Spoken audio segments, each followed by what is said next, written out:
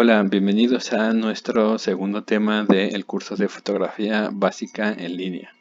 Este es iluminación. Vamos a revisar aspectos básicos que podemos utilizar en casa dependiendo de diferentes efectos a lograr. En este caso no dependemos tanto de la cámara que usemos o del tipo de cámara que usemos. Se puede utilizar una cámara no necesariamente semiprofesional o reflex. Obviamente esta nos va a dar siempre más recursos, más posibilidades, por lo que vimos sobre todo la vez pasada, pero pues no necesariamente necesitamos un equipo así para experimentar con diferentes formas de iluminación. Podemos utilizar un teléfono celular, una cámara portátil. Lo importante es que tenga una resolución pues adecuada, suficiente, aceptable, digamos. Entonces, fuera de ahí, pues el equipo puede ser cualquiera prácticamente. Empezando, bueno, antes de esto quiero decirles que antes de comenzar, quiero pues recordar que todos los elementos que veamos todos los elementos que veremos son sumamente fáciles. En realidad son muy simples. La importancia que tienen es cuando los comprendemos en la práctica, cuando los llevamos a cabo, cuando experimentamos a partir de jugar con ellos, de manipularlos en los ejercicios de trabajo o de juego que hagamos nosotros en casa o por cuenta propia. Entonces, la invitación es a que pues los utilicemos para tratar de lograr resultados diferentes y también pues interesantes. Ahora sí, dividimos las fuentes de iluminación por principio en dos, que son natural y artificial. Dependiendo de las características de estas, va a ser el resultado en cuanto a un elemento muy importante que es el color, que sin embargo no, a pesar de su importancia, no identificamos, no somos conscientes de ello, no lo racionalizamos en la cotidianidad, en cualquier momento del día o al hacer una toma fotográfica. Me adelanto un poco, aquí tenemos un ejemplo de eso, cómo hay una variación de color drástica que sin embargo de la que no nos damos cuenta. Aquí vemos la comparación. Esta es una toma de la misma panorámica desde el mismo punto de vista por la mañana y por la tarde durante el transcurso del mismo día. Entonces, las condiciones atmosféricas son muy similares. La variación es pues algo natural, digamos, y no lo percibimos, insisto. Entonces es importante empezar a leer esto, a apreciar esto, a darnos cuenta de ello, de la temperatura del color, tanto en condiciones naturales, cosa que es difícil, pero sobre todo en las fotografías, aprender a ver el color en las imágenes, porque dependiendo de esto, pues será el efecto inconsciente que tengamos o la reacción natural que tengamos a ello. No porque no lo racionalicemos, porque no seamos conscientes de ello, significa que dejemos de reaccionar sensitivamente o emocionalmente al color, a esa psicología del color. Por eso es importante leerlo, tomarlo en cuenta, aprender a verlo, pues a identificarlo. La variación de la luz natural, entonces, en cuanto a color, será dada por principalmente dos aspectos, que son la variación del momento del día y del año. Hay otros aspectos ambientales, atmosféricos que también inciden, pero sobre todo son estos dos. Y en cuanto a iluminación artificial, el tipo de lámpara que usemos va a hacer también que el color varíe. De esto sí no podemos percibirlo, mucho menos a simple vista. O sea, es muy tenue la diferencia que podemos ver en cuanto a color al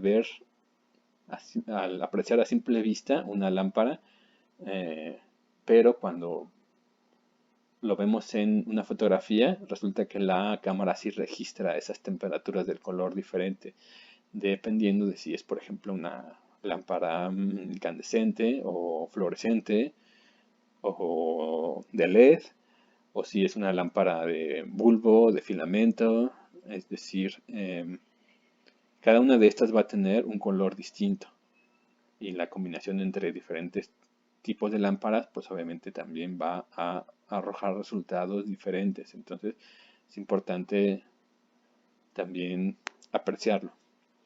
Y también dividimos, bueno, ahora vemos la división de la iluminación en dos tipos, dependiendo si es directa o difusa. Las sombras resultantes en cada uno de los casos van a depender pues de esto. Si es directa la luz, las sombras van a estar perfectamente definidas o delimitadas. Es decir, el cambio entre luz a sombra es perfectamente claro y visible. En el caso de la iluminación difusa, por el contrario, va a haber una transición progresiva de la sombra a la luz. Los bordes estarán degradados, pues. Y esta iluminación difusa se obtiene rebotando la luz o filtrándola, ya sea, por ejemplo, con un papel albanene, en el caso de un filtro casero, por el que se haga pasar la luz, es una superficie translúcida, o reflejando la luz, apuntándola a un panel o hacia el techo, para que de manera indirecta ilumine a nuestro elemento, a nuestro objeto, y así tenemos una iluminación difusa. También la observamos en la iluminación natural. El sol puede dar directamente sobre nuestro objeto y dar unas sombras definidas, o por el contrario, puede ser iluminación difusa cuando no pegan directamente los rayos del sol sobre nuestro objeto, pero sí lo iluminan porque la luz del sol rebota en todos los elementos del entorno hasta nuestro elemento, hasta nuestro objeto, o porque los rayos del sol están filtrados por las nubes, también puede ser el resultado difuso, sombras difusas. Aquí tenemos un ejemplo de ambos casos. No es que uno sea mejor que el otro, no es que uno esté bien o esté mal, simplemente son diferentes resultados que podemos lograr dependiendo de pues la idea que queramos transmitir o la emoción o el sentimiento, etc. Aquí vemos las sombras perfectamente definidas. Es una luz en una iluminación directa y aquí la luz es difusa. Hay hay un degradado de lo oscuro a lo claro o de lo claro a lo oscuro. Y aquí vemos, me adelanto un poco lo que vamos a ver, que el volumen está más resaltado, la profundidad de la escena que aquí, en el caso de la luz difusa. Aquí vemos, algunos elementos implicados con dos imágenes de cosas que debemos considerar cuando iluminamos artificialmente. Por principio debemos evitar el uso del flash en la medida de lo posible porque aplana la imagen. En esta fotografía vemos ejemplificado esto. Se manipuló la cámara, es decir, se abrió el diafragma lo más posible y se aumentó el ISO, la sensibilidad lo más posible, para poder tomar la escena, pero la velocidad se extendía, se requería mucho tiempo de exposición y como no se contaba con un trípode o en que apoyar la cámara, pues la toma habría resultado borrosa al tener la cámara en mano alzada. Entonces se tuvo que recurrir a usar el flash, pero el flash aplanó la profundidad, se perdió el volumen de las formas de los objetos. Se puede utilizar el flash de manera secundaria cuando hay una fuente de iluminación natural o artificial más fuerte, más intensa, pero en este caso la luz de flash pues sobrepasó a la iluminación natural, entonces se convirtió en la luz principal y pues casi como si hubiera sido la fuente de iluminación única, pues aplastó esto. Si hubiera sido de noche, pues habría sido más evidente cómo no hay profundidad, no hay volumen. Bueno, también algo muy obvio, pero que no siempre recordamos, que podemos usar a nuestro favor, es la distancia de la fuente de iluminación con respecto a nuestro elemento. Entre más cerca, obviamente será más dura la luz, más intensa. Mientras más lo alejemos, más tenue, más suave. La luz, entre más directa también, nos dará mayor volumen, lo que veíamos aquí. Y entre más difusa sea la iluminación, menos va a resaltar, menos va a resaltar esa profundidad y más plana va a ser la imagen. Y por último, entre más luces usemos, también más se va a resaltar el volumen. Aquí hay dos fuentes de iluminación, una principal que es cenital desde arriba y otra secundaria. Lo podemos saber porque aquí hay una segunda sombra. Entonces eso también acentúa el volumen en comparación a aquí donde solo hay una fuente de iluminación difusa natural, el sol. Entonces es más plano todavía. Esto es más volumétrico, podríamos pensar que es mejor, pero también es quizá demasiado fuerte, demasiado pesada o agresiva la imagen. La imagen esta de la derecha, en cambio, pues es más suave o más amable, digamos. O sea, igual, percepción que podemos manipular con estos elementos.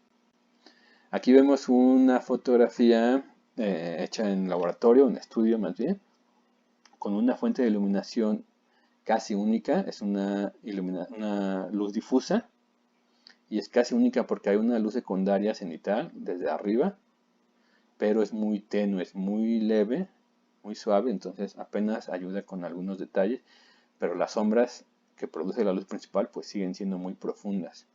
Sigue habiendo, sí, o sea, la resultante pues fue una escena muy contrastada. Es lo que se quería lograr en este caso, pero pues se puede jugar con esto. Como aquí vemos un esquema básico de una forma de iluminación en estudio muy elemental. Tenemos una vista cenital, vemos desde arriba nuestro modelo, nuestro elemento principal, otro modelo más bien único, y el fondo, la cámara fotográfica. Aquí está la luz principal, como en el caso de la foto que estábamos viendo. Aquí hay la luz de relleno, que en este caso no la hay. La luz de relleno sirve para suavizar las sombras, para atenuarlas un poco. Si hubiese estado aquí, siguiendo el esquema, pues habría iluminado las sombras justo más profundas, entonces habría resultado algo menos contrastado y menos intenso, digamos, más suave, psicológicamente hablando.